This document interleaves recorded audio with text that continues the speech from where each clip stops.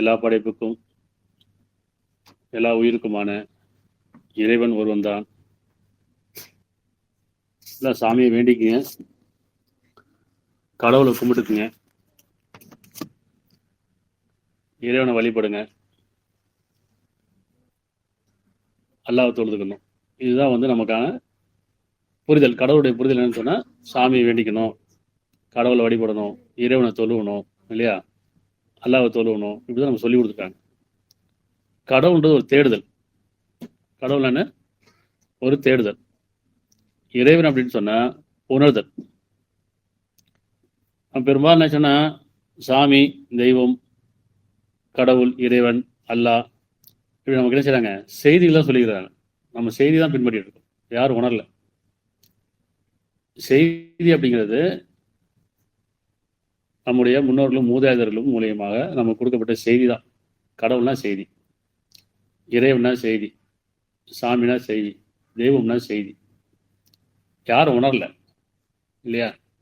செய்திகளில் சடங்கும் சமுதாயமும் இருக்கும், உணர்வுகளில் பயபக்தி இருக்கும், உள்ளட்சம் இருக்கும். பெரும்பாலும் யூகங்களையும் கற்பனை தான் பின்பற்றிட்டு இருக்கும். அத்தியாயம் 6 116.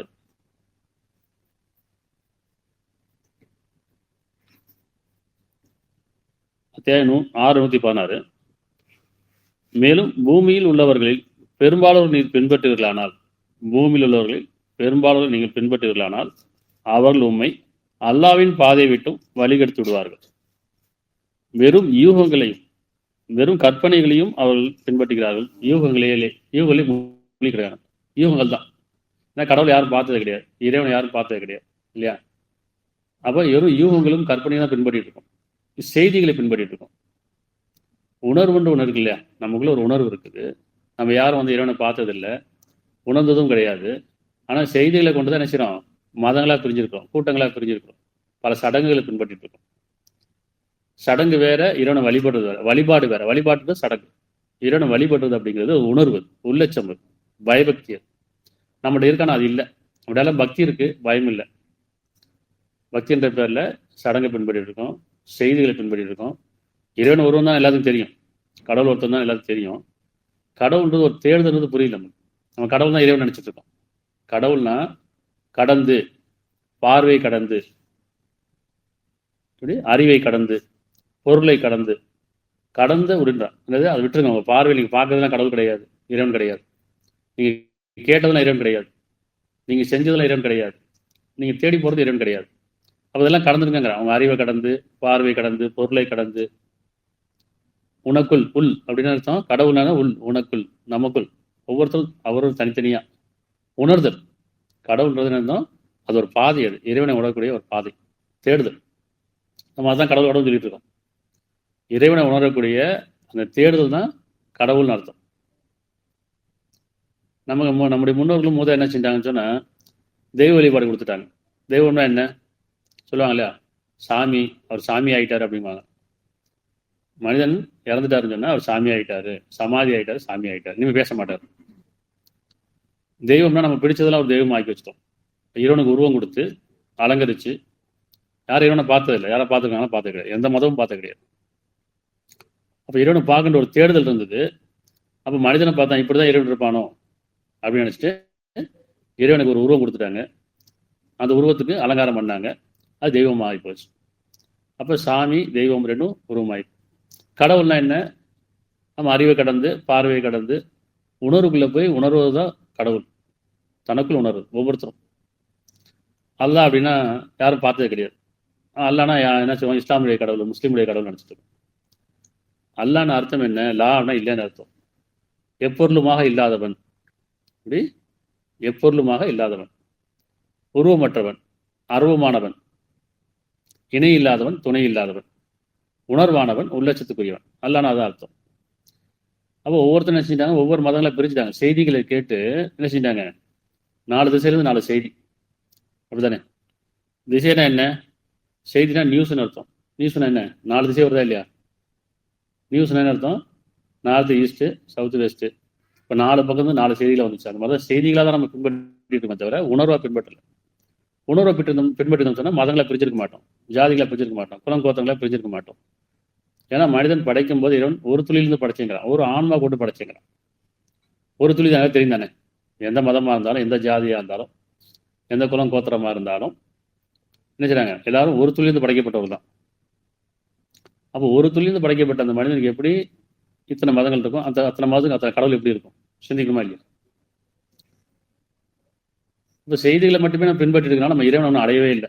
ஆனால் இறைவன் அடைஞ்சுதான் நினைச்சிட்டு இருக்கோம். நமக்குள்ள நினைச்சிருக்கோம், நான் இறைவனை அடைஞ்சிட்டேன், கடவுளை அடைஞ்சிட்டேன், நான் பக்தியில முத்தி போயிட்டேன், நான் மோட்சம் பெற்றுட்டேன். இதெல்லாம் நம்ம ஒரு கற்பனையிலேயே யூகங்களையும் இருந்துகிட்டே இருக்கும்.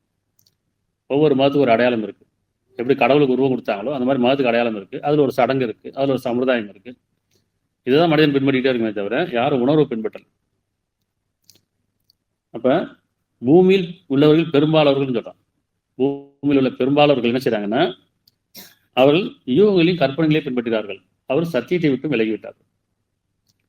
அல்லாவின் பாதைன்னு அர்த்தம், சத்திய பாதையை விட்டும் அவர் விலகிவிட்டார்கள், வழிகெடுத்துவார்கள். அதனால பூமியில பெரும்பாலும் பின்பற்ற வேண்டாம், செய்திகளை கேட்டு நீங்க பின்பற்ற வேண்டாம், உணர்வுகளை பின்பற்றுங்க.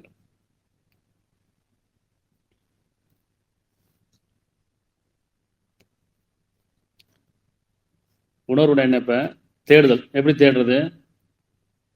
குரான்ல இப்ராஹிம் நபியுடைய வரலாறு இருக்கு. இப்ராஹிம் நபியுடைய வரலாறுல அவர் சிலை வழிபாடு இருக்கார். இப்ராஹிம் நபிங்கிறது சிலைகளை வழிபட்டு இருக்காரு. அவங்களுடைய முன்னோரும் மூதையர்களும் சிலைகளை தான் வழிபட்டு இருக்காங்க. இப்போ அவருக்கு ஒரு தேடுதல் வருது. என்னடா அது, நம்ம கரங்களாலே நம்மளோட இந்த சிலையை வடிவமைக்கிறோம், அப்புறம் அது தெய்வம்னு சொல்றோம், கடவுள்னு சொல்றோம், அதுக்கு நம்ம பிரார்த்தனை பண்றோமே, அது நம்மளை எப்படி நம்ம தான் அதை பாதுகாப்பாக வச்சுக்கிறோம், எப்படி அதை நம்ம ஒரு பாதுகாப்பாக வச்சுட்டு இருக்கோம், அது நம்மளை பாதுகாக்க நினைச்சிட்டு இருக்கோமே அப்படிங்கிற ஒரு தேடுதலுக்கு வருது. அப்போதான் சரி சிந்திக்க ஆரம்பிக்கிறார், உணர ஆரம்பிக்கிறார். தன் பார்வை கடந்துட்டார். எப்படி இந்த பார்வை கடந்து, அறிவை கடந்து, பொருளை கடந்து அவருக்குள்ள சிந்திக்கிறார்.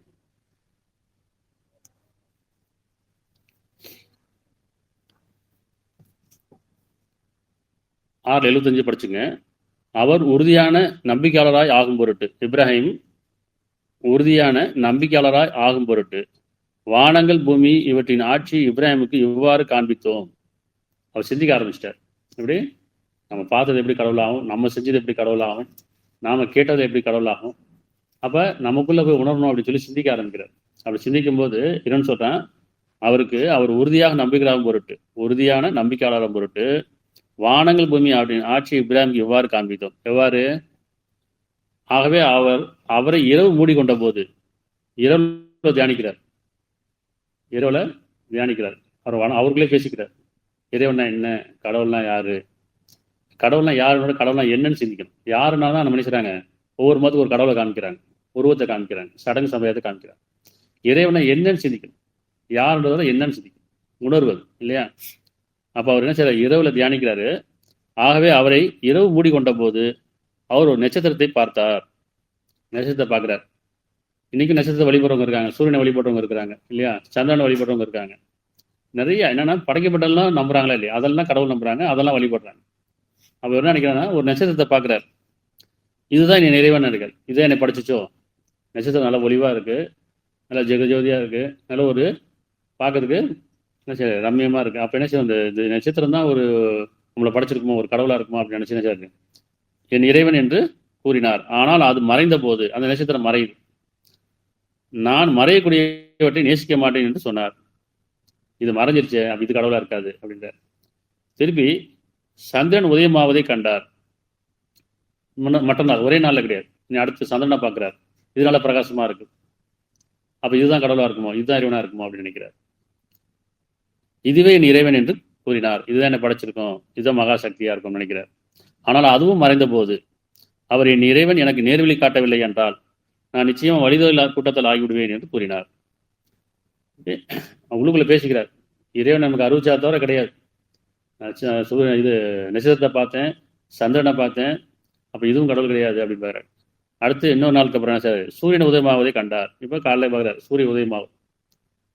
ஓ, இதுதான் மகாசக்தியாக இருக்கும், பெரு சக்தியாக இருக்கும் போல் இருக்கு, உலகத்துக்கே வெளிச்சம் காட்டுது, அப்படி நினைக்கிறார். இதுவே நீ இறைவன் என்றார்.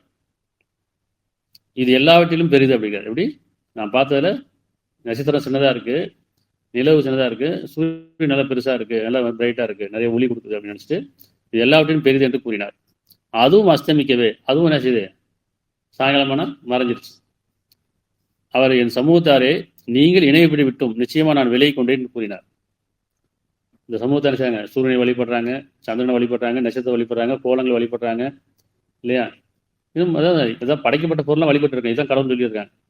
இவர் என்ன சார் நம்பி அதெல்லாம் நினைச்சு பார்க்குறாரு. ஓ, இது கடவுளாக இருக்குமோ, இது இறைவனாக இருக்கும்னு நினைக்கிறார். அப்புறம் அவங்களும் உணர்வு வருது, என்ன சொன்னால் இதெல்லாம் இறைவன் கிடையாது, இதெல்லாம் யார் படைத்தானோ, அப்படி வானங்களையும் பூமியும் படைத்தவன் பக்கமே நான் உறுதியாக திரும்புகிறேன், உறுதியாக திரும்பிவிட்டேன். நான் இணையப்பெற ஒருவனாக இருக்க மாட்டேன். வானங்களையும் பூமியும் படைத்தவன் பக்கமே, இந்த வானங்கள் பூமி யார் படைச்சானோ, இந்த சூரியன் சந்திரன் யார் படைச்சானோ, நட்சத்திரங்களையும் கோலங்களையும் யார் படைத்தானோ அவன் பக்கம் நான் திரும்புறேங்கிற. படைத்த பொருளை விட்டு நான் திரும்பிட்டேன், படைத்தவன் பக்கம் திரும்பிட்டேன், படைத்த பொருளிலிருந்து நான் திரும்பிட்டேன். இது இறைவன் கிடையாது, கடவுள் கிடையாது, இதெல்லாம் யார் படைத்தானோ அவன் தான் என்னையும் படைச்சான் அப்படின்ற மாதிரி சிந்திக்கிறார். இது தேடுதல். இப்படி ஒவ்வொருத்தரும் தேர்தல் இருக்கணும். அப்போ குர்ஆன் என்ன சொல்லுது, இல்லை கடவுள் இல்லை, முதல்ல சொல்லுது கடவுள் இல்லை, லா இல்லை, கடவுள் இல்லை. அதான் சொல்றாங்க, பார்த்ததெல்லாம் கடவுள் கிடையாது, நீங்க கேட்டதெல்லாம் கடவுள் கிடையாது, நீங்க செஞ்சதெல்லாம் கடவுள் கிடையாது, நீங்க தேடி போறதெல்லாம் கடவுள் கிடையாது. அப்போ உங்களுக்குள்ள கடவுள், உனக்குள்ள ஒருவன் அப்படின்னு அர்த்தம். உனக்குள்ள ஒரு செய்தி இருக்குல்ல, உணர்வு இருக்குல்ல, அதுதான் அது செய்தி கிடையாது. செய்திங்கிறது செவிலி செய்தி, பிற செய்தி, புற செய்தி. நம்ம அப்படிதான் கேட்டு பழகிட்டோம். கடவுள்லாம் மற்றவங்க கேட்டோம், கடவுள்லாம் என்ன, பிள்ளைங்க கேட்பாங்களே, பெற்றோர்கிட்ட கேட்பாங்க கடவுள்லாம் என்ன, கடவுள்லாம் யாரு. அப்போ ஒவ்வொரு மதமும் அவங்க கடவுளை சொல்லுவாங்க, அவங்க இதை நம்பிட்டு தான் சொல்லுவாங்க. நமக்கு அல்லா தான் கடவுள், நமக்கு சாமி தான் கடவுள், நமக்கு கருத்து தான் கடவுள் இல்லையா. அப்போ அந்த பிள்ளைகள் என்ன சொல்லுறாங்க, இவங்க எதை பின்பற்றுறாங்களோ இந்த மூதாதையர்கள் அவங்க பெரியவர்கள் என்ன செய்வாங்க, நம்ம பிள்ளைங்களை அதை சொல்லிக் கொடுப்பாங்க. இப்போ கடவுள்லாம் என்ன, உணர்வு, அது சொல்லி கொடுக்கும். கடவுள்னா உணர்வு, அது பொருள் கிடையாது, அது அறிவு கிடையாது, அறிவுக்கு அப்பால் பட்டது, கற்பனைக்கு அப்பால் பட்டது, யூகங்களுக்கு அப்பால் பட்டது. ஒவ்வொருத்தரும் தனித்தனியாக உணரணும். பிள்ளைகள் உணர்வு சொல்லிக் கொடுக்கணும். உனக்குள்ள ஒன்று பேசும் பாரு, உனக்குள்ள என்ன பேசுது, உன்னுடைய வாழ்க்கையில நீ செய்யும் போது, நீ பார்க்கும்போது, நீ கேட்கும்போது உனக்குள்ள ஒன்று பேசும்ல, இது சரி தப்புன்னு சொல்லி. அங்கதான் இறை வழிபாடு.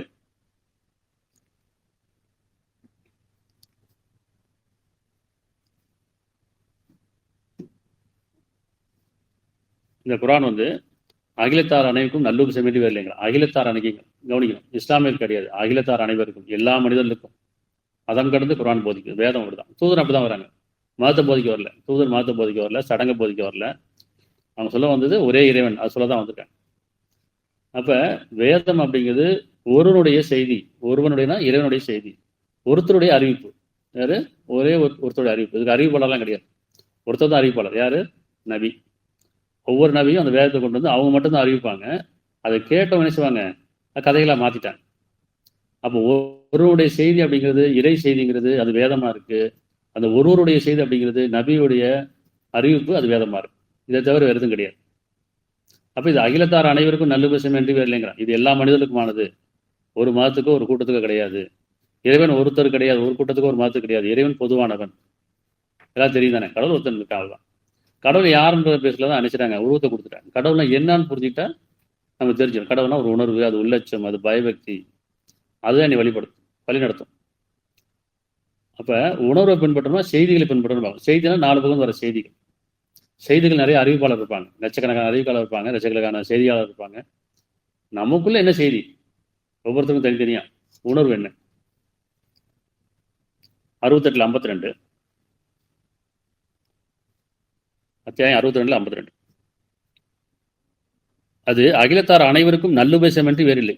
இந்த வேதம் அகிலத்தார் அனைவருக்கும் சொல்றான். எல்லா மனிதர்களுக்கும் ஒரே செய்தி தான், நல்லுபதேசம். என்னது நல்லுபதேசம்? நல்ல உணர்வு, உள்ளச்சம், பயபக்தி, நம்பிக்கொண்டு நல்ல செயல் செய்பவர்களுக்கு, அழகிய செயல் செய்பவர்களுக்கு அல்லாஹ்விடத்தில் நற்கூலி உண்டு இல்லையா. மனசுக்கு அமைதி தரக்கூடிய, ஆறுதல் தரக்கூடிய, நம்பிக்கை ஊட்டக்கூடிய செய்திகள் தான் இந்த வேதம். அத்தியாயம் 21:107. ஒவ்வொரு வசனம் படிக்கும் போதெல்லாம் முன்னாடி பின்னாடி படிச்சுக்கங்க. இது நமக்கு ஒரு எடுத்துக்காட்டுக்காக, குறிப்புக்காக காட்டுறோம். இந்த வேதம் படிச்சுக்கிட்டே டெய்லி படிக்கணும். இது இறைவனுடைய செய்தி, இது தூதருடைய அறிவிப்பு. இது மற்ற செய்திகளை கேட்கக்கூடாது. இது மனிதனுடைய பிற செய்தியும் புற செய்தியும் கேட்டோம்னா நம்ம நினைச்சிருவோம் மதங்களாம் குலங்களாம் கோத்திரங்களாம் பிரிஞ்சு வழிகட்டு போயிடுவோம். வழிபாடுன்ற பேரில் வழிபாடு பண்ணிட்டு இருக்கோம். வழிபாடு தான் சடங்கு. வழிபாடுறது உணர்வு. வழிபடுங்கிறது உணர்வு, வழிபாடுங்கிறது சடங்கு. சரியா? 21:107 நாம் உம்மை அகிலத்தாருக்கு ஒரு அருள் கொடையாவன்றி அனுப்பவில்லை. அகிலத்தாருக்குன்னு சொல்றான், இஸ்லாமியருக்குன்னு சொல்ல, ஒரு மதத்தை குறிப்பிடல, ஒரு கூட்டத்தை குறிப்பிடல, ஒரு சமுதாயத்தை குறிப்பிடல, அகிலத்தாருக்குங்க, எல்லா மனிதர்களுக்கும் ஒரு அருள் கொடையா வேண்டி அனுப்பவில்லை. அருள் கொடைங்கிறான். ஒரு கொடை கீழே நில்லுங்க, புரியுவாங்களா? ஒரு செய்தி கீழே, ஒரு வேதத்தின் கீழே, ஒரு உணர்வின் கீழே நில்லுங்க. ஒரே ஆன்மா கூட படைக்கப்பட்டவங்க எல்லாம். என்னன்னு சொல்றேன், ஒரு துளியிலிருந்து மனிதன் படைக்கப்பட்டான். ஒரே ஒரு துளியில் தான். சரி தானே? ஒரு துளி எடுத்து நம்ம மதம் பார்க்க முடியுமா? ஒரு துளி விந்து எடுத்தோ, ஒரு துளி ரத்தத்தை எடுத்தோ, ஒரு துளி வேர்வை எடுத்தோ இதில் மதம் பார்க்க முடியுமா? டெஸ்ட்ல லேபிள் கொடுத்து இது எந்த மதம் சொல்ல முடியுமா? எந்த ஜாதின்னு சொல்ல முடியுமா? சொல்ல முடியாது. ஏன்னா ஒரு துளி அதை கொண்டு இறைவன் படைக்கிறேங்கிறான். ஒரே ஆன்மா கொண்டு படைக்கப்பட்டிருக்கு. எல்லாத்துக்கும் ஒரே ஆன்மா தான். நியாய உணர்வு ஒன்று தான் இருக்கு. மதம் வேறுபட்டிருக்கலாம், குலம் வேறுபட்டிருக்கலாம், ஜாதி வேறுபட்டிருக்கலாம், ஆனால் நியாயம்ன்றது ஒன்று தான் இருக்கும் இல்லையா? உண்மைங்கிறது ஒன்றா தான் இருக்கும். அந்த மனசாட்சி, மனசாட்சிங்கிறது தான் ஆன்மா. அது எல்லாத்துக்கும் இருக்க தான் செய்யுது. எப்போ நம்ம புற செய்தியை கேட்டோமோ, பிறருடைய செய்தி கேட்டோமோ, அதை விட்டுறோம், தவற விட்டுறோம் இல்லையா? தவற விடக்கூடாது. நீங்கள் செய்திகளை பின்பற்ற வேணும், உணர்வுகளை பின்பற்றுங்கள். 21:108 அத்தியாயம் 21:108 எனக்கு வகி அறிவிக்கப்பட்டுள்ளது. என்னது வகினா அர்த்தம்? உணர்வுன்னு அர்த்தம். ஒவ்வொருத்தருக்கும் உணர்வு இருக்கும். அங்கே வேதம் குர்ஆன்ல என்ன சொல்றாங்க, நபீன சொல்றாங்க, எனக்கு வகி அறிவிக்கப்பட்டது. என்னது? இதுதான். என்னது? உங்கள் இறைவன் ஒரே இறைவன் தான். இதுதான் அறிவிக்கப்பட்டது, வேற ஒன்றும் கிடையாது. எத்தனை வேதம் வந்தாலும், எத்தனை தூதர் வந்தாலும் சொல்றது ஒரே விஷயம் தான். ஒரு இறைவனுக்கு அஞ்சு கொள்ளுங்கள், ஒரு இறைவனுக்கு அஞ்சு கொள்ளுங்கள், இறுதி நாளுக்கு பயந்து கொள்ளுங்கள். இதை சொல்லதான் தூதர் வராங்க, இதை சொல்லதான் வேதங்கள் கொடுக்கப்பட்டிருக்க தவிர வேற எதுவும் கிடையாது. இதோட கருவை தான்.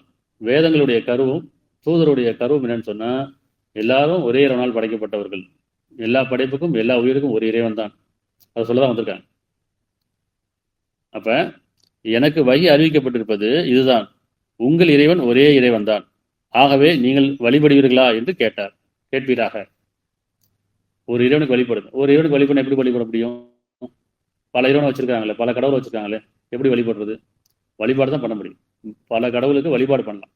ஒரே இறைவன் வழிபடுனா உணர்வு மட்டும் பின்பற்றோம், அவ்வளோ. ஒவ்வொருத்தரும் உணர்வுன்றது அதுக்கு உருவம் கிடையாது, அதுக்கு மொழி கிடையாது, அதுக்கு சடங்கு தேவையில்லை, அதுக்கு சம்பிரதாயம் தேவையில்லை இல்லையா? உணர்வுன்றது உள்ளட்சம். நான் ஒன்று பேசும்போது நான் சரியா பேசுறேனா, நான் கேட்டது சரியா கேட்டேனா, நான் செய்யறது நன்மை செய்யறேனா, நான் போற பாதை சரிதானா அப்படிங்கிறது உணர்வு. இதுக்கு மதம் தேவையில்லை, இதுக்கு சடங்கு தேவையில்லை, இதுக்கு வழிபாடு தளம் தேவையில்லை. எப்போ நம்ம உணர்வை வழிபடுறோமோ நம்ம வழிபாடு பலன் போக தேவையில்லை, சடங்கு பின்பற்ற தேவையில்லை. 16:2 அத்தியாயம் 16:2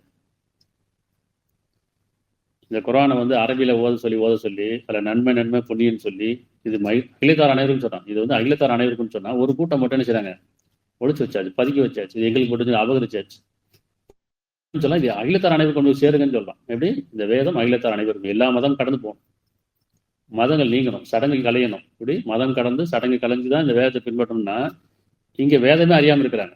அரபியில மட்டும் தான் ஓதணும், ஓதுனா புண்ணியம், கேட்டா புண்ணியம் நினைச்சிட்டு தானும் ஓதாம பிறரையும் படிக்க விடாம சிந்திக்க விடாம வேதத்தை உணருங்கிறான், ஓதாதீங்க. வேதத்தை உணருங்கள், தெளிவு பெறுங்கள், பின்பற்றுங்கள்னு சொல்றான். ஆனா இங்க ஓதி நினைச்சிடும், உணர்வும் இல்லை, அது புரியவும் இல்லை, அது சடங்காவே புண்ணியம் நினைச்சிட்டு இருக்கும். அப்படிதான் சொல்லி கொடுத்துட்டு இருக்காங்க.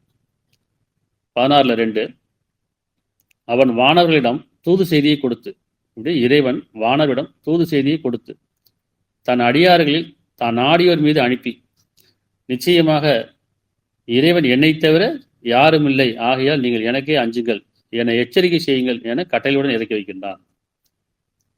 வானவர்கிட்ட செய்தியை கொடுத்து மனிதர்லேருந்து தூதரை தேர்ந்தெடுத்து என்ன சொல்றாங்க, மக்கள்கிட்ட போய் சொல்லுங்க, ஒரே இறைவன் தான், உங்களை படைத்த ஒருத்தன் தான், உங்களையும் சரி எல்லா உயிரினங்களையும் சரி இந்த வானங்களையும் போய் படைத்த ஒருத்தன் தான். ஏதாவது மாற்றம் இருக்கா? ஒரே வானம் தானே. நிறைய மதங்கள் இருக்கு, நிறைய கடவுள் வச்சிருக்கோம், நிறைய தெய்வங்கள் வச்சிருக்கோம், ஆனா ஒரே ஒரு வானம் தானே இருக்கு, ஒரே ஒரு சூரியன் தானே இருக்கு, ஒரே ஒரு சந்திரன் தானே இருக்கு, ஒரே ஒரு இரவு தானே இருக்கு, ஒரே ஒரு பகல் தானே இருக்கு. அப்ப இயற்கையெல்லாம் ஒன்னா இருக்கு, பொதுவா இருக்கு. ஆனா கடவுள் மட்டும் இப்படி வேறுபட முடியும்? கடவுள் வெவ்வேறு இருந்தா அந்தந்த மதத்துக்கு சூரியன் வேற இருக்கணும், சந்திரன் வேற இருக்கணும், இரவு பகல் வேறு மாறி இருக்கணும்ல. முதல்ல படைப்பை மாறணும்ல. எல்லாரும் ஏன் ஒரே மாதிரி பறக்கிறாங்க? எல்லாம் 10 மாதம் ஏன் சுமக்கணும்? ஒரு துளியிலிருந்து எப்படி படைக்கப்பட்டுச்சு? சிந்திக்கணுமா இல்லையா? மனிதன் சிந்திக்கணுமா இல்லையா? மனிதன் சிந்தனைக்குரியவன் தானே.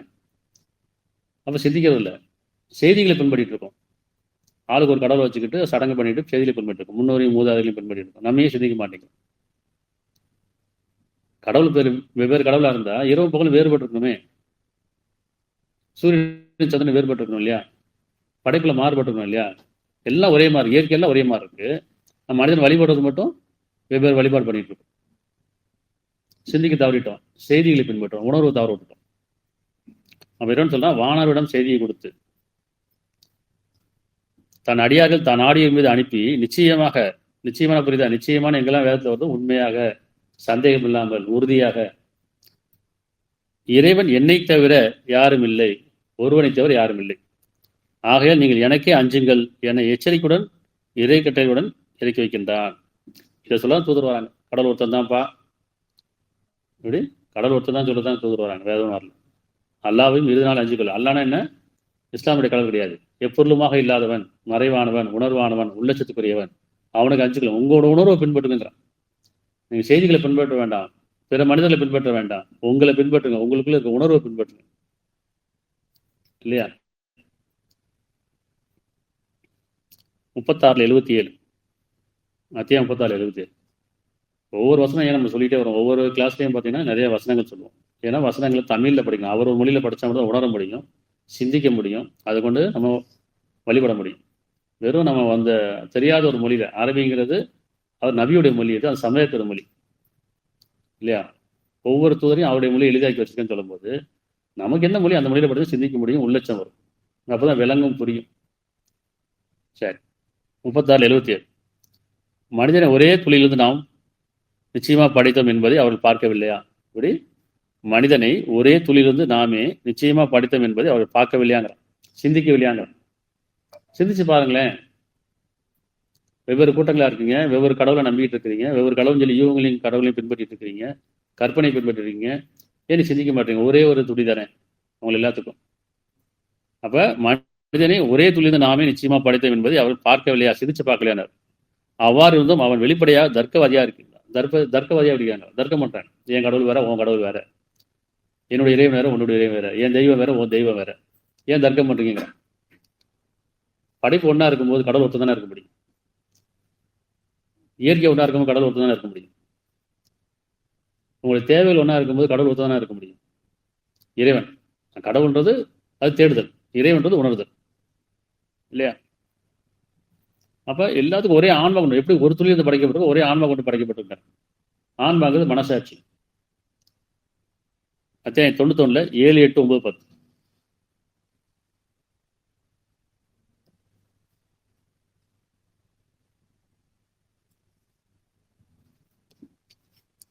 அத்தியாயம் 97 91 7, 8, 9, 10.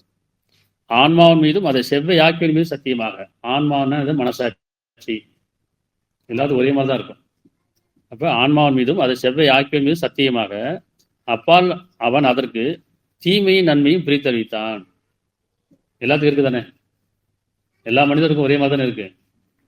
பொய் சொல்றது தீமையா நன்மையா? உண்மை பேசுறது தீமையா நன்மையா? கோவப்படுறது தீமையா நன்மையா? பொறுமையா இருப்பது தீமையா நன்மையா?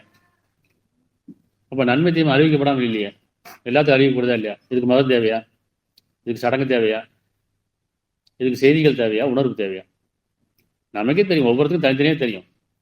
நம்ம ஏதாவது ஒரு காரியம் செய்யும் போது, யார்ட்டையாவது பேசும்போது நான் சரியா பேசுறேன்னா, நன்மை பேசுறேன்னா தீமை பேசுறேன்னா, நான் நன்மை பார்க்கணும் தீமையை பார்க்கணும், உண்மை பேசுறேன்னா பொய் பேசுறேன்னா, சரிதானே செய்யுது. அப்ப நமக்குள்ளேயே நமக்கு வழிகாட்டுதல் படத்தானே செய்யுது. அப்ப நம்ம இதை வழிபடாம நான் சடங்கையும் மதத்தையும் வழிபட்டு இருக்கோம். அப்ப எல்லாத்துக்கும் ஒரே ஆன்மா தானே. என்ன சொல்றேன்? அப்பால் அதற்கு நன்மை தீமை பிரித்தறிவித்தான். அதனை பேணி கொண்டவர் தினமா வெற்றி விட்டார். அதனை பேணி கொண்டவர் ஆன்மா பேணி கொண்டவர், மனசாட்சியை பேணி கொண்டவர், அதை பின்பற்றக்கூடியவர் தினமா வெற்றி அடைந்துவிட்டாங்க. யார் அதை உதாசனப்படுகிறாரோ தோல்வி அடைந்து விட்டார். இவ்வளவுதாங்க, ரொம்ப லேசு. கடவுளை தேடி போக வேண்டாம், இப்படி கடவுளை தேடி போக வேண்டாம், புனிதரை தேடி போக வேண்டாம், பாவத்துக்கு பரிகாரம் செய்ய வேண்டாம், பல சடங்குகள்லாம் பண்ண வேண்டாம். ஒரே ஒரு விஷயம் தான், மனசாட்சி பின்பற்றினா போதும், உணர்வு பின்பற்றினா போதும். அப்போ உணர்வுன்றது எல்லாத்துக்கும் இருக்கதானே செய்யும், மனசாட்சி எல்லாம் இருக்கதானே செய்யும். ஒவ்வொரு மதத்துக்கு மனசாட்சி மாறுமா? உண்மை மாறுமா? நன்மை மாறுமா? இல்லையே. எல்லா மனமும் என்ன சொல்லுது? நல்லது நல்லதுதான் சொல்லும், கெட்டது கெட்டதான் சொல்லும், இல்லையா? அதுல தான் மாற்றம் இல்லை. மதம் வரும்போது பிரிஞ்சிடறோம். கடவுளையும் பிரிச்சுட்டோம், இறைவனையும் பிரிச்சுட்டோம், உருவம் கொடுத்துட்டோம், கற்பனைகளை போயிட்டோம். அதனால இன்னைக்கு என்ன செய்யுது? மத கலவரங்கள், சாதி கலவரங்கள், இல்லை மனிதர்களுடைய பகமை வெறுப்பை ஏற்படுத்திட்டாங்களா இல்லையா? எல்லாரும் கடவுள் ஒருத்தம் தான், உணர்வு ஒன்று தான், உள்ளட்சம் அப்படின்னு வந்துட்டோம்னா இங்கே வந்து சரி பிரச்சனை கிடையாது. சடங்கு கிடையாது, சம்பிரதாயம் கிடையாது, மத கலவரம் கிடையாது, ஜாதி கலவரம் கிடையாது, மனிதர்களை சமாதானம் பின்பற்ற போயிடலாமா இல்லை? யாரும் மதத்தை பற்றி கடவுள் யாரும் ஏஜென்ட் கிடையாது. இல்லை, என் மதத்து வாங்க, என் மதத்தை பின்பற்றுங்க, என் கடவுளை நம்புங்கன்னு சொல்லணுமா? மனசாட்சி பின்பற்றி சொல்லிட்டு போகலாம்ல. ஒவ்வொருத்தரும் எங்கள் மதத்துக்கு வாங்க, எங்கள் மதத்துக்கு மாறிடுங்க அவசியமே இல்லையே. மதம் மாற வேண்டிய அவசியம் இல்லை. மனம் மாறினா போதும். மதம் மாறணுமா, மனம் மாறணுமா? நான் ஒரு மதத்தில் இன்னொரு மதத்துக்கு வந்துட்டேன், நான் திருப்பி அந்த மதத்துக்கு போகிறேன், திருப்பி நான் இந்த மதத்துக்கு போகிறேன். எதுக்கு? கடவுள் அடையிறதுக்கா? கடவுள் இடத்துக்கு மதம் தேவையில்லையே, மதம் மாற தேவையில்லையே. மனம் மாறினா போதும், நியாய உணர்வை பின்பற்றினா போதும். அப்போ ஆன்மாவின் மீதும் அதை செவ்வை ஆக்கி என்பது சத்தியமாக. அப்பா அவன் நன்மை தீமை பிரித்தளித்தான். யார் அதை பேணிக்கிறவா வெற்றி அடைந்து விட்டார், யாரை உதாசனம் தொழில். இவ்வளவுதாங்க.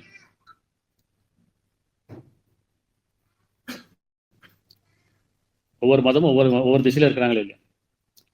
நான் மேற்கு பக்கம் தான் இறைவனை வணங்குவேன், நான் கிழக்கு பார்த்தா இறைவனை வணங்குவேன். கிழக்கு மேற்கும் இறைவனுக்குரியதுன்னு சொல்லலாம். கிழக்கு மேற்கும் இறைவனுக்குரியது. கிழக்குல மேற்குல உங்களுக்கு புண்ணியம் கிடையாது. அப்போ சடங்குன்னு வரும்போது கிழக்கு மேற்கு தேவைப்படுது. 2:115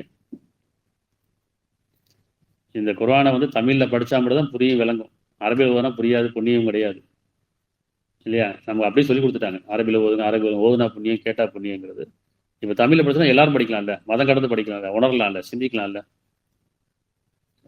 2:115 கிழக்கு மேற்கும் அல்லாஹ்வுக்கே உரியது. கிழக்கு மேற்கும் ஒருவனுக்கே உரியது, அல்லாஹ்வுக்கே உரியது. நீங்கள் எந்த பக்கம் திரும்பினாலும் அங்கு அல்லாஹ்வின் வழிகாட்டுதல் இருக்கிறது. நிச்சயமா அல்லாஹ் விசாலமானவன், எல்லாம் அறிந்தவன். அல்லாஹ் விசாலமானவங்கிறான், கிழக்கு மேற்கு அவனுக்கு உரியதுங்கிறான். 4 திசை இல்லை, 4 திசை அவனுக்கு உரியதான். ஆனால் ஒரு திசையில தான் இந்த இறைவன் இருக்கான், இன்னொரு திசையில் அந்த இறைவன் இருக்கான். அப்படி ஆகிடுமா இல்லையா? மேற்கு பக்கம் தான் அல்லாஹ் இருக்கிறான். ஒவ்வொருத்தரும் ஒவ்வொரு திசையை நோக்கிட்டு இங்கே தான் இறைவன் இருக்காங்க. அப்போ அவ்வளோதானா? இறைவன் சொல்ல நான் விசாலமானங்கிறான். கிழக்கு மேற்கு எனக்குரியது, வானம் பூமி எனக்குரியது, இந்த அகிலமே எனக்குரியது தான். அதில் கிழக்குல மேற்குல புண்ணியம் கிடையாதுடா. 2:177 2:177 நன்மை என்பது, புண்ணியம் என்பது உங்களுடைய முகங்களை கிழக்கிலோ மேற்கிலோ திருப்பிக் கொள்வதில் இல்லை. இந்த திசையில போய் இந்த வழிபாடு பண்ணாதான் எனக்கு புண்ணியம் நினைக்க வேண்டாங்க. நன்மை என்பது உங்களுடைய முகங்களை கிழக்கிலோ மேற்கிலோ திருப்பிக் கொள்வதில்லை. ஆனால் நன்மை என்பது, புண்ணியம் என்பது அல்லாஹ்வின் மீதும், கடவுள் மீதும், இறுதி நாள் மீதும், ஒரு இறைவன் மீதும், இறுதி நாள் மீதும், வானவர்கள் மீதும், வேதங்கள் மீதும், நபிமார்கள் மீதும் நம்பிக்கொள்ளுதல். கடவுள் ஒருத்தர் இருக்கான் தெரியல, இறைவன் ஒருத்தர் இருக்கிறான், படைச்ச ஒருத்தர் இருக்கிறான், அவன் மீதும் இறந்ததுக்கப்புறம் வாழ்க்கை இருக்கு. இவ்வளவுதான் நம்பிக்கை. நம்பிக்கை என்ன தெரியுமா? இன்னைக்கு நம்ம என்ன வாழ்றோமோ, நம்ம என்ன செய்யறோமோ, இறந்ததுக்கப்புறம் வாழ்க்கை இருக்கு, அதுக்கான புண்ணியம் பாவம் 2 இருக்கு, அதுக்கான கூலி கொடுக்கப்படும். சொர்க்க நகரம் எல்லாம் தெரியும் தானே? சொர்க்கம் நரகம் எல்லாம் தெரியும், பார்த்தது கிடையாது, கேள்விப்பட்டிருக்கோம், செய்தியாக கேள்விப்பட்டிருக்கோம். அப்போ சொர்க்கம்னா என்ன? அங்கே சுகமான வாழ்க்கை இருக்கு, கவலை கிடையாது, பயம் கிடையாது, சங்கடம் கிடையாது, வருத்தம் கிடையாது, இல்லையா? அமைதி நிம்மதி மட்டுமே இருக்கும். இது சொர்க்கத்துக்கு விரும்புகிறோம். நரகம்னா என்ன? அங்கே பயம், வேதனை, வேதனைக்கு மேல் வேதனை, அங்கே வாழவும் முடியாது, சாக முடியாது. அப்போ எல்லாரும் ஒரு பயம்னா எனக்கு வேதனை வேணாம், சுகம் வேணும், அவ்வளோதானே? பார்க்கல, நம்புறோமா இல்லை? பாவத்துக்கான கூலி உண்டு, புண்ணியத்துக்கான கூலி நம்புறோமா இல்லை? இது எல்லா மதமும் நம்புதானே? ஏதாவது மதம் வேறுபடுதான்? எல்லா மதத்தையும் அதான் சொல்கிறாங்க, பாவம் புண்ணியம் இருக்குப்பா. ஆனால் என்னன்னா, ஒவ்வொரு மதத்துக்கு ஒரு வழிபாடு உண்டு. பாவத்துக்கு பரிகாரம் பண்ணிக்கலாம், புண்ணியத்தை தேடி போகலாம். அப்படி புண்ணியத்தை தேடி போகிறது ஒன்று இருக்குது, பாவத்தை பரிகாரம் பண்ணலான்றாங்க. பாவம் புண்ணியம் எங்கே இருக்குது? மனசாட்சியில் தானே இருக்குது. மனசாட்சியை பின்பற்றினா புண்ணியம், மனசாட்சி தவறு விட்டா பாவம். இவ்வளோதான் விஷயம். பாவம் புண்ணியம் என்ன? எங்கே இருக்குது பாவம் புண்ணியம்? மனசாட்சியை பின்பற்றுறது அது புண்ணியம், மனசாட்சி தவறு விட்டா பாவம். இவ்வளோதாங்க. இப்போ நான் திருப்பி பாவம் புண்ணியத்துக்கு தேடி போகணுமா, பாவத்துக்கு பரிகாரம் பண்ணணுமா, புண்ணியத்தை தேடி போகணுமா? மனசாட்சி பின்பற்றா புண்ணியம் பின்பற்றது தானே, தானே புண்ணியம் தானே முக்கியம். அப்போ நான் மனசாட்சி பின்பற்ற எங்கே போகணும்? இப்போ எனக்குள்ளே தானே இருக்குது. பாவம் எங்கே இருக்குது? பாவத்துக்கு பரிகாரம் என்ன பண்ணணும்? பாவத்தை விட்டுட்டா பரிகாரம் தானே. என்னுடைய பாவத்தை என்னுடைய மனசாட்சி பிரகாரம் நான் வாழ்ந்துட்டு பாவத்தை விட்டு விலகிட்டேன்னு சொன்னால் அது பாவத்துக்கு பரிகாரம். அவ்வளோ. ஆனால் எப்படி சன்மானிச்சிட்டாங்க? ஒவ்வொரு மாதத்தையும் எப்படி சொல்லி கொடுத்துட்டாங்க? பாவத்துக்கு பரிகாரம் பண்ணுங்க, புண்ணியத்தை தேடி வாங்க, புண்ணியஸ்தலத்தை தேடி வாங்க. ஒவ்வொருத்துக்கும் புண்ணியஸ்தலம் தேடி போயிடும். ரொம்ப கடந்து போகிறோமா இல்லையா? எவ்வளோ பெரிய புண்ணியஸ்தலம், எங்கே தூரமாக போனாலும் புண்ணியஸ்தலத்துக்கு போனால் அங்கே போய் கண்ண மூடி தான் நான் பிரார்த்தனை பண்ணுறோம். ரொம்ப தூரம் போகிறோம், பிரயாணம் பண்ணி ஒரு 2 நாள் 3 நாள் பிரயாணம் பண்ணி போகிறோம். அங்கே போய் என்ன செய்கிறோம்? கண்ண மூடி பிரார்த்தனை பண்ணோம். கோயிலுக்கு போ, அல்லது வேறு புண்ணியஸ்தலத்துக்கு போயிட்டா மக்காவுக்கு போனாலும் சரி, கோயிலுக்கு போனாலும் சரி, இல்லை ஜெஸ்தலத்துக்கு போனாலும் சரி, அங்கே போய் என்ன செய்யறோம்? பிரார்த்தனை பேரில் கண்ண முடிக்கிறோமா இல்லையா? அப்போ இந்த மனசு என்கிட்ட தானே இருக்குது. நான் எங்கே இருந்தால் அங்கே பிரார்த்தனை பண்ணலாம்ல, அங்கே போய் தான் பிரார்த்தனை பண்ணணுமா? அது பாவத்து பரிகாரம்னு போகிறாங்க. எப்போ கடைசி காலத்தில் நான் பாவத்து பரிகாரம் போகிறேன், காசி ராமேஸ்வரம் போகிறேன். பாவங்கிறது புண்ணியங்கிறது மனசுல தான் இருக்குது, மனசாட்சியில் தான் இருக்குங்கிறத நம்ம புரிஞ்சுக்கிட்டோம்னால நம்ம எங்கேயும் செய்திகளை பின்பற்ற தேவையில்லை, உணர்வை பின்பற்ற தான் போதும். அப்போ நன்மை என்பது, பாவம் புண்ணியம் என்பது, நன்மை என்பது முகங்களை கிழக்கிலும் மேற்கிலும் திருப்பிக் கொள்வதில்லை. ஆனால் நன்மை என்பது அல்லாஹ்வின் மீதும் இறுதி நாள் மீதும் வானவர்கள் மீதும் வேதங்கள் மீதும் நபிமார்கள் மீதும் நம்பிக்கொள்ளுதல். பொருளை இறைவன் மீதுள்ள நேசத்தின் காரணமாக பந்துகளுக்கும் அனாதைகளுக்கும் ஏழைகளுக்கும் நேர்வழி இருப்பவர்களுக்கும் யாசிப்பவர்களுக்கும் நிர்பந்தத்துக்கு உள்ளானவர் போன்றவரின் மீட்புக்காக உதவி செய்தல். இன்னும் நற்செயலில் நிலைத்து நின்று தூய்மைக்கானவற்றை கொடுப்போர். இன்னும் தாம் வாக்களித்தால் வாக்குறுதியை நிறைவேற்றுவோர். துன்பத்திலும் கஷ்டத்திலும் பெரும் போராட்டத்தின் போதும் உறுதியுடனும் பொறுமையுடன் இருப்பவர் தான் நன்னறியாளர்கள். இன்னும் அவர்கள் தான் பயபக்தியாளர்கள். இதுல சடங்கு இருக்கா?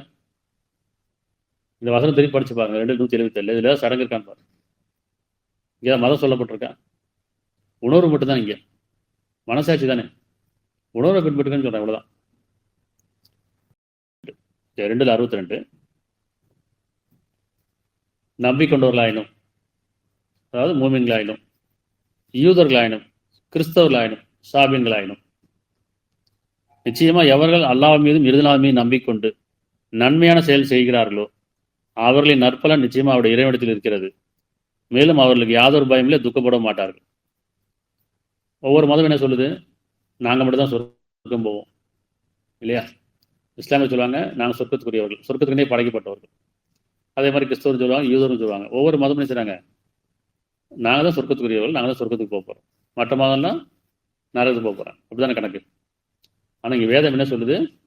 நம்பிக்கொண்டவர்களாலும், முஸ்லீமாக இருந்தாலும் சரி, யூதராக இருந்தாலும் சரி, கிறிஸ்தவராக இருந்தாலும் சரி, இன்னும் நீங்கள் வேறு யாராக எந்த கூட்டமாக இருந்தாலும் சரி, எந்த மதத்தை பின்பற்றாலும் சரி, இறைவன் சொல்லுது என்னன்னா, யார் அல்லாஹ்வின் மீதும், அதாவது படைத்த ஒரு இறைவன் மீதும் இறுதி நாள் மீதும் கேள்வி கணக்கான மீதும் நம்பிக்கொண்டு நல்ல செயல் செய்கிறார்கள். இவ்வளவுதாங்க. நல்ல செயல் தான் தொழுகை, அதான் ஜபம், அதான் இறைவனை வழிபடுறது, அதான் கும்பிடுதல். எல்லாமே என்ன செய்யணும்? அந்த நல்ல செயல் தான். மனசாட்சியை பின்பற்றதான் நல்ல செயல், நியாய உணர்வை பின்பற்றது நல்ல செயல். அப்ப நல்ல செயல் செய்கிறார்களோ அவர்களின் நற்ப நிச்சயமா அவருடைய இறைவனை இருக்கிறது. வேதம் இப்படிதான் சொல்லுது. ஆனா என்ன சொல்றாங்க? வேதத்தை பற்றி மறைச்சிடறாங்களே, வேதத்தை மறைச்சிடறாங்க. இஸ்லாமியர் மட்டும் தான் சொர்க்கம் போவாங்க, கிறிஸ்தவர் மட்டும் தான் சொர்க்கம் போவாங்க, யூதர் மட்டும் தான் சொர்க்கம் போவாங்க, இந்துக்கள் மட்டும் தான் சொர்க்கம் போவாங்க. அப்படி சொல்லப்பட்டிருக்க இல்லையே. இறைவன் சொல்றா உணர்வை பின்பற்றக்கூடிய சொர்க்கம் போவாங்க, உணர்ச்சியை பின்பற்றவும் நரகம் போவோம். அவ்வளவு. உணர்வை பின்பற்றினா சொர்க்கம் போகலாம், உணர்ச்சியை பின்பற்ற நரகம் போகலாம். ஏன்னா உணர்ச்சிங்கிறது தீமை, உணர்வுங்கிறது நன்மை. சரியா? 34:28. 34:28. இன்னும் நாம் உம்மை மனிதகுல முழுமைக்கும் நற்செய்தி கூறுவராகவும் அச்சமுடைய எச்சரிக்கை செய்வாமே அன்றி அனுப்பவில்லை. தூதர் சொல்றான், இது நபி முகமது நபி இல்லை. என்ன சொல்றான்? மனிதகுல முழுமைக்கும், ஒரு மதத்துக்கு கிடையாது, ஒரு வகுப்பாறு கிடையாது, ஒரு கூட்டத்துக்கு கிடையாது, மனிதகுல முழுமைக்கும் நற்செய்தி கூறுவராகவும் அச்சமுட்டி எச்சரிக்கை செய்வராமே அன்றி அனுப்பவில்லை.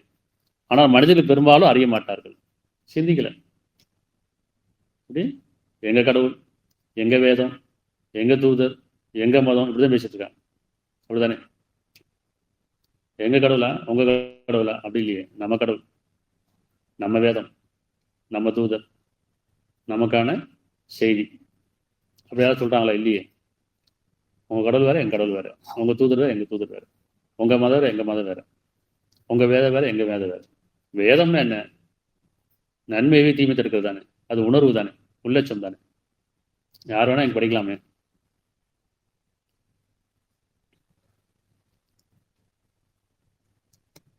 அப்ப இறைவனை பின்பற்றுறது, அதாவது கடவுள்னா தேடுதல், கடந்து உள்ளே வா. கடந்துருக்குங்கிற அறிவை கடந்துருங்க, யூகங்களை கடந்துருங்க, கற்பனையை கடந்துருங்க, பார்வை கடந்துருங்க. உங்களுக்குள்ள உணர்வாக எங்கே பார்த்தாலும் கடவுளை பார்க்க முடியாது. யாராவது பார்த்துருக்காங்களா? பார்த்தது இல்லையே. உணர்ந்திருக்கணும்னு சொல்லுவாங்க. கடவுளை உணர்ந்திருக்கேன். எப்படி உணர்றது? நமக்குள்ளே வரணும். நான் எப்படி படைக்கப்பட்டேன்? ஒரு துள்ளிருந்து படைக்கப்பட்டு இவ்வளோ ஒரு உருவமாக இருக்குமே. எனக்குள்ள மனசு இருக்குது, எனக்குள்ள விருப்பம் இருக்குது, எனக்குள்ள நன்மை தீமை அறிவிக்கப்படுது. அப்போ இறைவன் இப்படி தான் உணரணும். ஒவ்வொருத்தரும் தனித்தனியாக உணரணும். தனித்தனியாக இறைவன் உணர்ந்தால் மட்டும்தான் இறைவன் யாருன்னு உணர முடியும். செய்திகளை கேட்டு உணர முடியாது, செய்திகளை கேட்டு வழிபட முடியாது. அது வழிபாடு தான். செய்திகளை விட்டுருங்கிறான். செய்திகளை விட்டுருங்க. கடவுள்ன்றது செய்தி, இறைவன்றது செய்தி, தெய்வங்கிறது செய்தி, அல்லாங்கிறது செய்தி, கர்த்தன்ற செய்தி செய்தி தான். நம்ம எப்போ உணர்றது? செய்திகளை பின்பற்றி மதகுருமாலை பின்பற்றுறோம், மதங்களை பின்பற்றுறோம், சடங்குகளை பின்பற்றுறோம். எப்போ உணர்ந்துட்டோம்னு சொன்னால் நமக்கு என்ன செய்யறோம்? உணர்வை பின்பற்றும் போது மதம் தேவையில்லை, சடங்கு தேவையில்லை, சம்பிரதாயம் தேவையில்லை. அப்படித்தானே? அப்போ இறைவனை வழிபடுனா உள்ளத்தை வழிபடுன்னு அர்த்தம். உள்ளத்தை வழிபடுறதுனே வேணும்.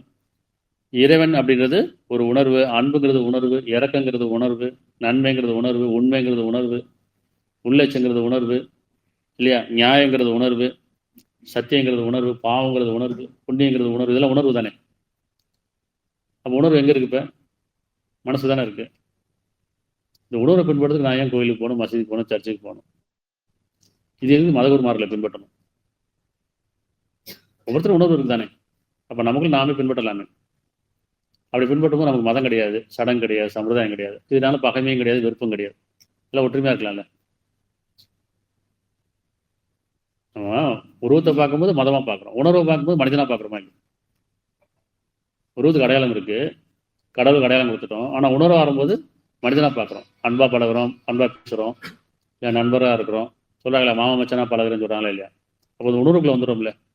அண்ணன் தம்பியாக பழகிறேன்னு சொல்கிறாங்களே, உணர்வுக்குள்ளே வந்துடும்ல. அப்போ உணர்வுக்குள்ளே வரும்போது இதெல்லாம் தேவையில்லை. மதம் தேவையில்லை, சடங்கு தேவையில்லை. அப்போ உணர்வு வழிபடுறதுக்கு வழிபாடு போகவும் தேவையில்லை, சடங்கும் தேவையில்லை. உணர்வுங்கிறது செய்தி கிடையாது, அது உணர்வு. செய்திங்கிறது மதம், செய்திங்கிறது கடவுள், செய்திங்கிறது தெய்வம், செய்திங்கிறது அல்லாஹ் இல்லையா, செய்திங்கிறது சடங்கு. நம்ம செய்தி விட்டுறணும், உணர்வுக்குள்ள வந்துடணும். இந்த வேதம் உணர்வு தான் சொல்லுது. அத்தியாயம் 20:14.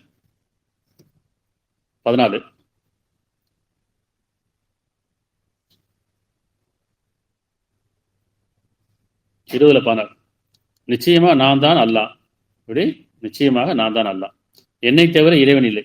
ஆகவே என்னையே நீர் அழைப்பீராக, என்னை உணரும் பொருட்டு என் தியானத்தில் நினைத்திருக்கிறாங்க.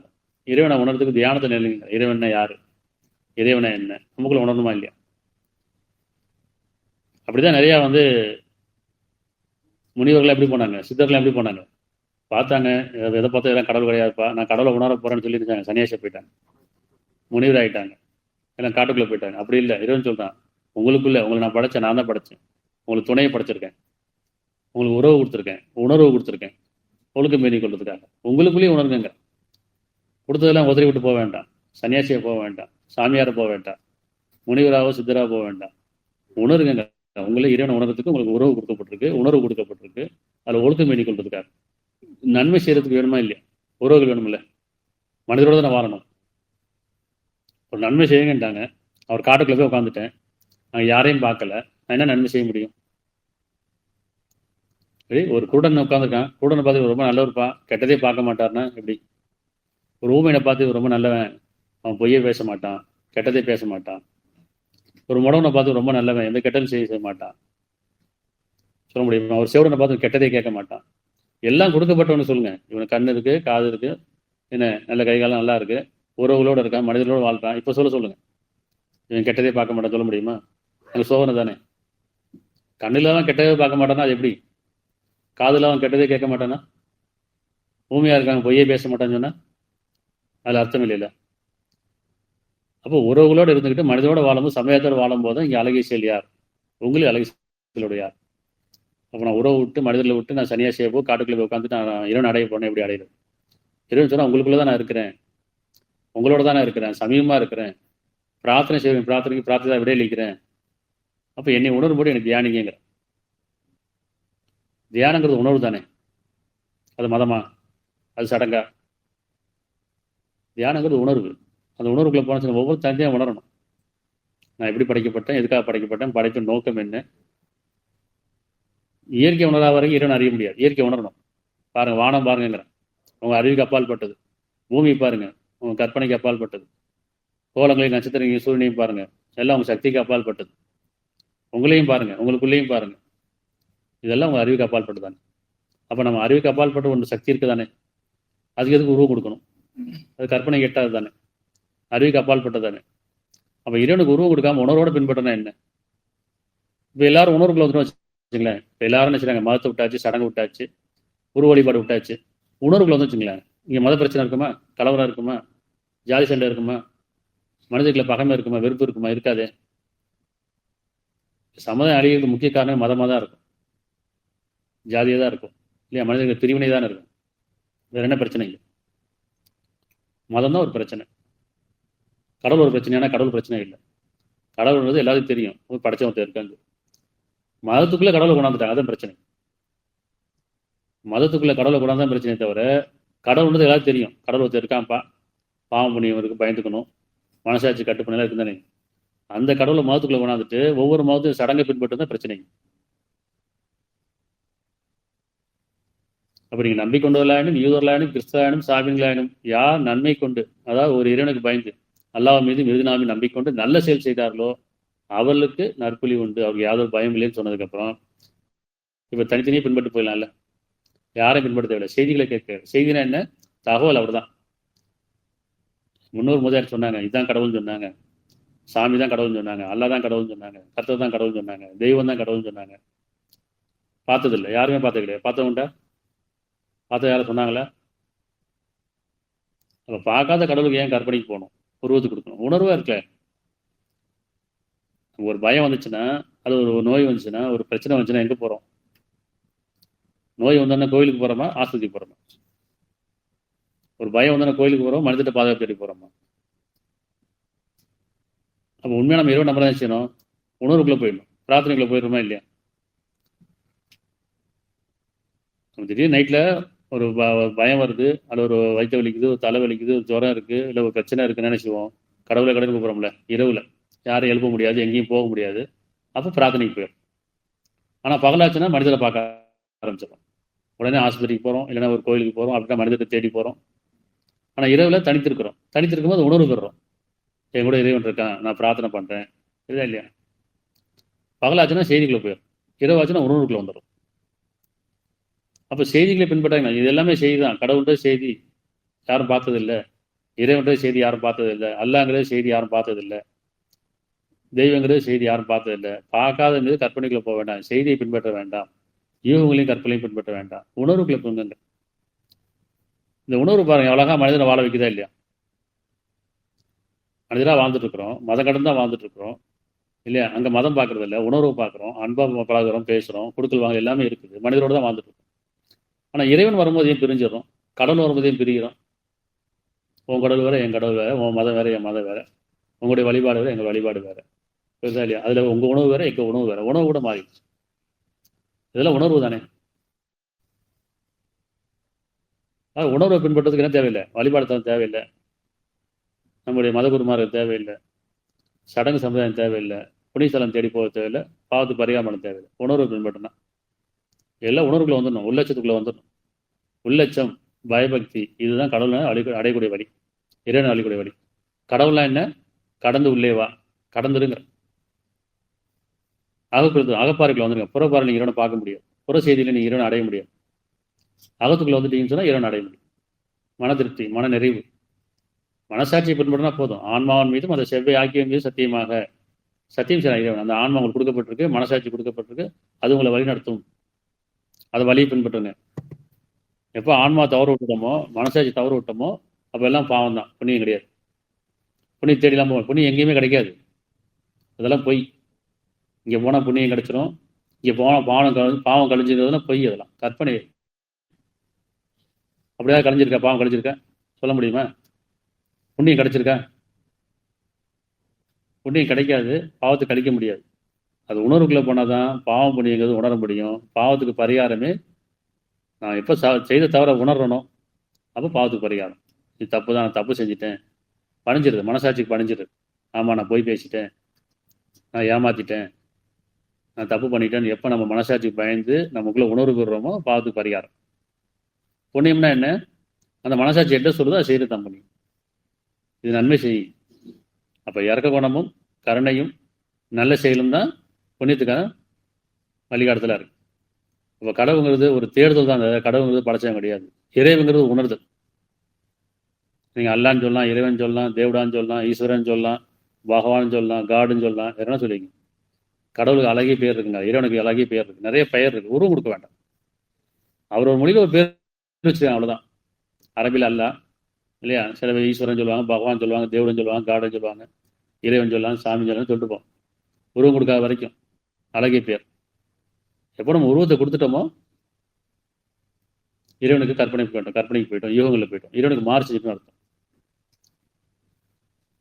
அதில் பார்க்காத இறைவனுக்கு கடவுளுக்கும் இறைவனுக்கும் உருவம் கொடுக்க வேண்டாம். உணர்வு பின்பற்றுங்கள்.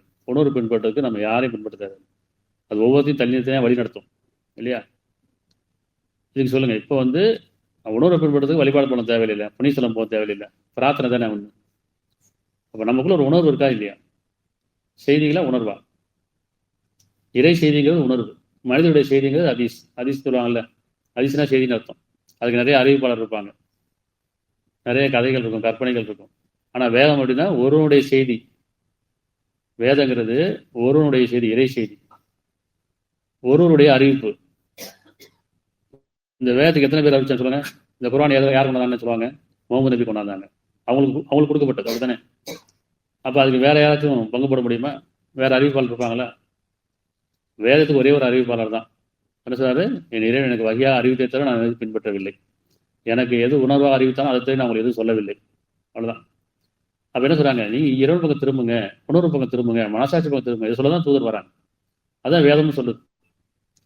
வேதங்க நினைவு நல்ல விஷயம். வேதத்துடைய கருவே அதுதான். எத்தனை வசனங்கள் படித்தாலும், எத்தனை வேதங்கள் வந்தாலும், எத்தனை அபிமானம் வந்தாலும், அதோடைய கருவு என்னன்னு சொன்னால் மனசாட்சி கட்டுப்படுங்கள், நியாயத்திற்கு பயந்து கொள்ளுங்கள். அவ்வளோதான். எல்லாத்துக்கும் இறப்பு இருக்கு, தெரியும் தானே. சில மதங்களில் மாறுபடுமா? இறப்புங்கிறது மதங்களில் மாறுபடுமா? இல்லையில. எல்லாரும் பிறக்கிறோம் இறக்குறோம், அவ்வளோதான். இதுக்கிடையில வாழ்க்கையில தான் இவ்வளோ பிரச்சனை. அவள் பிறப்பு ஒரே மாதிரி இருக்கு, இறப்பு ஒரே மாதிரி இருக்கு. உயிர் வந்தால் பிறந்துட்டான்னு சொல்கிறாங்க, உயிர் போயினா இறந்துட்டான்னு சொல்கிறாங்க, அவ்வளோதானே. உயிர் வந்துட்டா ஒரு குழந்தை பிறந்துடுச்சு, ஒரு மனிதன் பிறந்துட்டான். உயிர் போயிடுச்சுன்னா ஒரு மனிதன் இறந்துட்டான், அவ்வளோதானே. அப்போ பிறப்பு இறப்பு ஒரே மாதிரி தானே இருக்குது. இல்லை மாற்றம் இருக்கா? மதங்களில் மாற்றம் இருக்கா? எல்லாரும் அதே 10 மாதம் தானே, அதே தாய்மொழியில் தானே. தாய் கருவில் சுமந்து தாய்மொழியில் தான் பால் குடிக்கிறாங்க. மதங்களில் மாறுபடணும் இல்லை. கடவுள் வேறுபட்டால் மதங்களில் மாறுபடணும் இல்லை. வெவ்வேறு கடவுளாக இருந்தால் படைப்பில் மாறுபடணும், தேவைகள் மாறுபடணும், இரவு பகல் மாறி இருக்கணும். எங்களுக்கெல்லாம் இந்த இரவுங்க, ஒரு மாதத்துக்கு இந்த இரவு, இன்னொரு மாதத்துக்கு இன்னொரு இரவு, இன்னொரு பகல், சொல்ல முடியுமா? அப்போ ஒரே சூரியன், ஒரே சந்திரன், ஒரே இரவு, ஒரே பகல், வானம் பூமி ஒன்று தான் இருக்குது. அப்போ எப்படி கடவுள் வேறுபடும்? நம்ம சிந்திக்கணும்ல. ஏன் நம்ம மத குருமாரை பின்பற்றிட்டு அவங்க சொல்றதை கேட்டு நம்மளும் மதத்தை நம்பிட்டு இருக்கோம், கடவுள் நம்பிட்டு இருக்கோம்? மதத்துக்கு ஒரு கடவுள் கிடையாதுங்க, கடவுள் ஒருத்தன் தான். கடவுளுக்கு மதம் தேவையில்லை. நாம தான் மனிதர்கள் தான் மதங்களை பின்பற்றிக்கணும். இறைவன் சொன்னால் ஒரே இறைவன் தான், எல்லாத்தையும் நான் தான் படைச்சேங்க. அது உணர்வு தானே. அதனால் இறைவனை நம்ம உணரணும்னு சொன்னால் மதத்தை விடாத வரைக்கும், சடங்கு பின்பற்றாத வரைக்கும், சடங்கு தவிர்த்துட்டு மதம் கலைஞ்சிட்டு நம்ம வாழ்கிற வரைக்கும் இறைவனை உணர முடியாது. உணர்வுக்குள்ளே போகணும். உணவுங்கிறது உள்ளட்சம் தான். இது பாவம், இது புண்ணியம், அவ்வளோதான். எது பாவம் புண்ணியம் நமக்கு அறிவிக்க தானே செய்யுது. பொய் சொல்லக்கூடாதுப்பா, கோவப்படக்கூடாது, ஏமாற்றக்கூடாது, பிற மனசை காயப்படுத்தக்கூடாது, திருடக்கூடாது இல்லையா, லஞ்சம் வாங்கக்கூடாது, எதெல்லாம் மனசாட்சி விரோதமாக இருக்க செய்யக்கூடாது, அவ்வளோதான். இதுதான் இறைவனை வழிபடக்கூடியது. எதெல்லாம் நியாயமாகப்படுதோ அதெல்லாம் பின்பற்றுங்க, அது இறைவனை வழிபடுறது, அவ்வளோ. நியாயத்தை பின்பற்றுறது இறைவனை வழிபடுறது, அநியாயத்தை தவிர்ப்பது இறைவனை வழிபடுறது. இதுக்கு வேதம் தேவையான வேதம் தேவையில்லை. மனம் அது செவ்வையானால் வேதம் ஜபிக்க தேவையில்லைங்கிறார். ஆனால் இப்போ தேவை எதுக்கு? தவறிட்டோம், திசை மாறி போயிட்டோம், மதத்துக்குள்ளே போயிட்டோம், சடங்குக்குள்ளே போயிட்டோம், சமுதாயத்துக்குள்ளே போயிட்டோம். அப்போ ஒவ்வொரு சமூகத்தாருக்கும் அந்தந்த காலகட்டங்களில் இறைவன் தூதர் அனுப்புகிறான், வேதத்தை கொடுக்குறான். வேதங்கன்றது இறை செய்தி, இறைவனுடைய செய்தி தான், மனிதனுடைய செய்தி கிடையாது. உணர்வது. நம்ம எந்த வேதம் படித்தாலும் அது உணர்வுக்குள்ளே போகணும், சரியா தப்பான்னு பார்க்கணும். அப்படியே கண்மூடித்தனமாக சொன்னதெல்லாம் கேட்டு போயிடக்கூடாது. ஒவ்வொரு மாதம் அறிவிப்பாங்க கடவுளை பற்றி. அப்போ சொல்லி அழகான செவிட்டு அதுக்கு அந்நியமானதை பின்பற்றுவாங்க. கேளுங்க, 4 செய்தியை கேட்குறீங்களா, அது உணர்வுக்குள்ள போங்க, சரியா தப்பான்னு பாருங்க. அதில் யாரும் கடவுளுக்கு உருவம் கொடுத்தா இதுதான் கடவுள் சொன்னால் நம்பாதீங்க, இதுதான் இறைவன் சொன்னால் நம்பாதீங்க, இதுதான் இறைவன் அடையக்கூடிய பாதையை நம்ப வேண்டாம். உணர்வை விட்டுறாதீங்க. ஒவ்வொருத்தரும் தனித்தனியாக உணர்வோட, உள்ளட்சத்தோட, பயபக்தியோட வாழ்க்கை தான் இறைவன் அடையக்கூடிய பாதை. நமக்கே தெரியும் தானே, தப்பு செஞ்சால் மனம் படபடக்குது, மனம் ஒரு பயத்தில் போயிடுது. ஆனால் அதே நன்மை செஞ்சோம்னு சொன்னால் மனம் அமைதியாக இருக்குது. இப்போ எங்கே மனம் அமைதி இருக்குது அங்கே தான் புண்ணியம் இருக்குது. எங்கே மனம் படபடக்குதோ அங்கே பாவம் இருக்குது. ஆனால் மனசுல தான் பாவம் புண்ணியம் இருக்குது. பாவமுனை தேடி போவேனா, மனசுல தான் பிரார்த்தனை இருக்குது, அங்கே தான் இறைவனை உணர்ந்துட்டு இருக்குது. இந்த மனசை நம்ம பார்த்ததில்லை, உயிரையும் பார்த்ததில்லை, எல்லாமே உணர்வு தான். மனசை பார்த்துருக்கோமா? நம்ம மனசை நம்ம பார்த்துருக்கோமா? நம்ம மனசை நம்ம பார்த்ததில்லை. இன்னும் சொல்லுவாங்க, என் மனசை நீ பார்த்தியாப்பா, என் மனசுல உனக்கு தெரியுமாப்பான்னு கேட்பாங்க.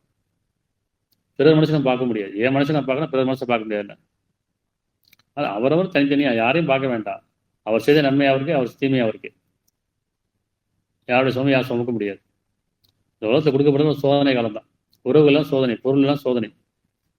ஒரு நாள் என்ன செய்வோம், எல்லாத்தையும் விட்டுட்டு தான் போக போகிறோம். அதில் நம்மளை விட்டு தான் அவங்க போக போகிறாங்க. அப்படிதானே? யாரும் கூட்டு போக முடியுமா? எதையும் எடுத்துகிட்டு போக முடியுமா? எதையும் கொண்டு போக முடியாது, யாரையும் கூட்டு போக முடியாது. இதெல்லாம் தெரிஞ்சதானே. சரிங்க, இந்த மதத்தில் தான் எதையும் கொண்டு போக முடியாது, இன்னொரு மதம் இருக்குது, அந்த மதத்தை கொண்டு போகலாம் சொல்ல முடியுமா? எல்லா மதத்துலையும் அப்படி தான். இறப்புன்னு வந்துட்டு முடிஞ்சு போச்சு, அங்கே மதம் கலைஞ்சு போச்சு. பிறக்கும் போது வர மதம் இறக்கும்போது கலைஞ்சு போதா இல்லையா? ஆனால் கடைசியில் அதையும் சடங்கு பண்ணுறாங்க. புதைக்குதா, எரிக்குதா, ஒவ்வொரு மதத்துக்கு ஒரு சடங்கு வச்சுக்கிட்டு. பாவம் புண்ணியங்கிறது அவர் செஞ்சது அவரை போய் அடைய போகுது.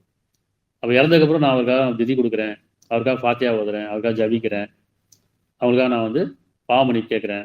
நடக்குமா அது? அது உண்மையாது? நம்முடைய பாவம் நம்ம அனுப்பி வைக்கலாம். அவர் செய்த பாவம் அவங்களுக்கு, நம்ம செய்த பாவம் அவங்களுக்கு, நம்முடைய புண்ணியம் நமக்கு, அவங்களுடைய புண்ணியம் அவங்களுக்கு. அவங்களுக்காக புண்ணியத்தை தேடுறேன், அவங்களுக்காக பாவம் அனுப்பி வைக்கிறதெல்லாம் இதெல்லாம் மதகுருமா சொல்லி கொடுத்த சடங்கு தான். அதனால் இறைவனை பின்பற்றுதல் என்பது உணர்வை பின்பற்றுதல், உள்ளட்சத்தை கொள்ளுதல், உள்ளட்சத்தை மேற்கொள்ளுதல் தான் மட்டும், வேறு எதுவுமே கிடையாது. இதுக்கு நம்ம எங்கேயும் போக தேவையில்லை.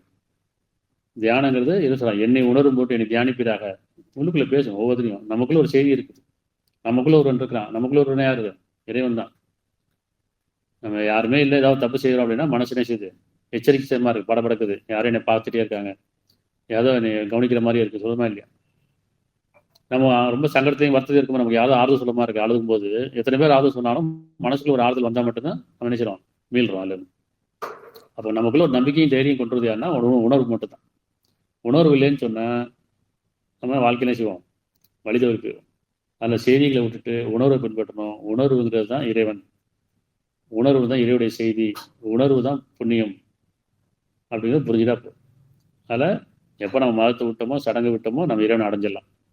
நீங்கள் நம்பிக்கொண்டவர்களானும், யூதர்களானும், கிறிஸ்தவரானும், சாபியர்களானும், யார் அல்லாஹ் மீது, இறுதி நாள் மீதும், ஒரு இறைவன் மீதும் இறுதி நாள் மீது நம்பிக்கொண்டு நல்ல செயல் செய்கிறார்களோ அவர்களுக்கு அல்லாஹ்விடத்தில் நற்கூலி உண்டு, அவர் யாதொரு பயனும் துக்கமும் கிடையாது. திருப்பி ஒரு வாட்டி புரிஞ்சுங்க. செய்தி அப்படிங்கிறது கடவுளுடைய செய்தி, இறைவனுடைய செய்தி, தெய்வங்கிறது செய்தி, அல்லாஹ்ங்கிறது செய்தி, எல்லாமே செய்தி தான். நம்ம செய்தி பின்படி சடங்குல போயிட்டே இருக்கும், பிரிஞ்சு போயிட்டே இருக்கும். எப்போ உணர்வுக்குள்ள வந்துட்டோம்னா எல்லாம் ஒற்றுமையாயிரும் இல்லையா? அன்பு, கருணை, இரக்கம், மன்னிப்பு, உதவி செய்தல், நியாயம், இது எல்லாமே உணர்வு. இதுக்கு நம்ம எங்கேயும் போக தேவையில்லை. அதனால எங்கள் இறைவனே உன்னை பற்றி ஞானம் கொடு. எப்படி? இறைவனே உன்னை பற்றி ஞானம் கொடு. எப்படி இப்ராஹிம் கேட்டாங்கல்ல, உன்னை பற்றி ஞானம் கொடுன்னு கேட்டாங்க. சூரியனை பார்த்தாங்க, சந்திரனை பார்த்தாங்க, நட்சத்திரத்தை பார்த்தாங்க. அப்போ இதெல்லாம் யார் படத்தில் அவன் தான் இறைவன் உணர்ந்தாங்களே இல்லையா? உணர்வுக்குள்ள போயிட்டாங்கல்ல. பார்த்ததெல்லாம் விட்டாங்க, கேட்டதெல்லாம் விட்டாங்க, செஞ்சதெல்லாம் விட்டுட்டாங்க.